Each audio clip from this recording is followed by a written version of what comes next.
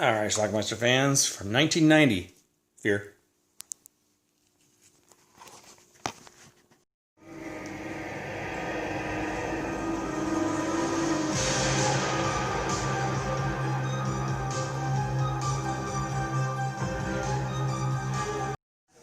Alright, a nasty crime has been committed. Looks like pig innards. I don't think it's pig. Apparently Sheedy's kind of like a psychic who helps the police. She can see things. I can't pick what I see or feel. She can tell that the guy has recently picked up a kidnap victim. Oh, sweet Jesus, what he wants to do to her. And with her help, they were able to get there in time, the police. Freeze right there!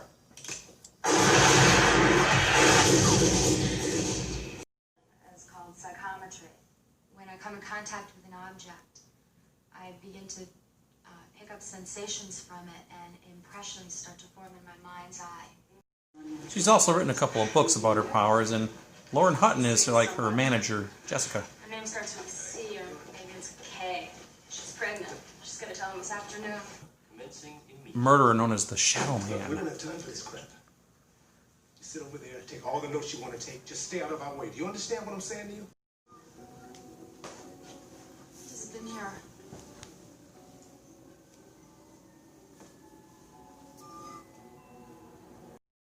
They find a hanged body in there. Not a suicide, a murder. And written in blood, Michael O'Keefe plays Jack, her neighbor.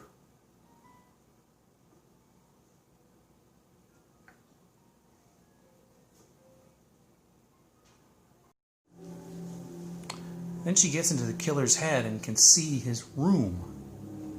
Can't see his face yet, though. Hey, Miss Bridges. Come on, snap out of it.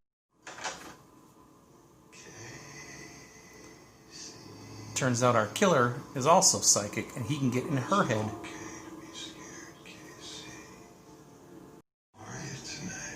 And now he's taunting her. I know who you are, Casey. I really like your books. And he's apparently found a new victim. Oh, God. He's going after her. She's just got to try to figure out where she is now. And after she faints, he stabs her.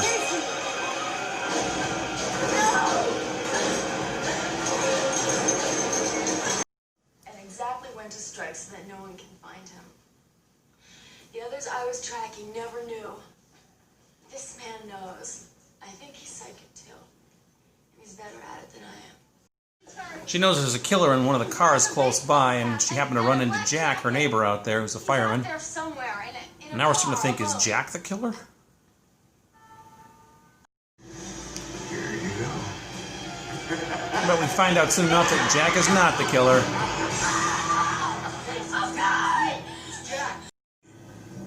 Now she's seeing what the killer sees again, describing the house. Trophy on it?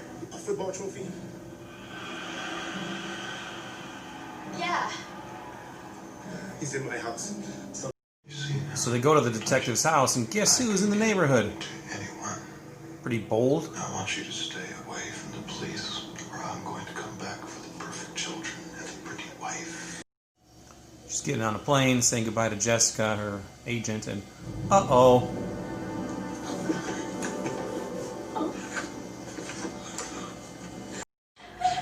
A few minutes later, she's being suffocated in a bag. Possess her greatest fear. I know it is, Casey. I read it in your thoughts. Now she's found a way to get in his head, and he doesn't like it.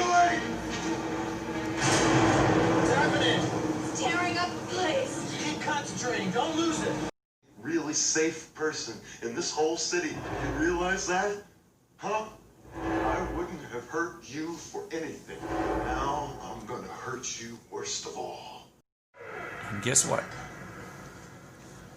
He's right behind us.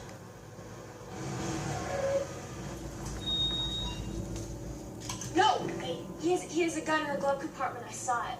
Casey, So then following him, they decide, instead of going to the police, to go to a carnival. touch you on the shoulder and introduce And they get separated, she and Jack do, but the killer's following them too.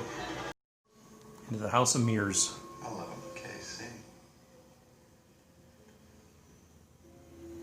This is too perfect, Casey. Well, Jack ain't here anymore.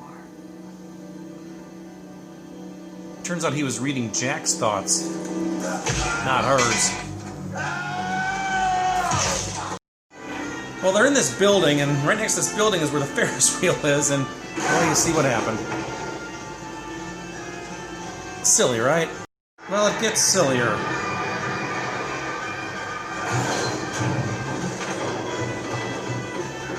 And then they struggle up there. And after they stop it, she gets the upper hand. I'm gonna die now.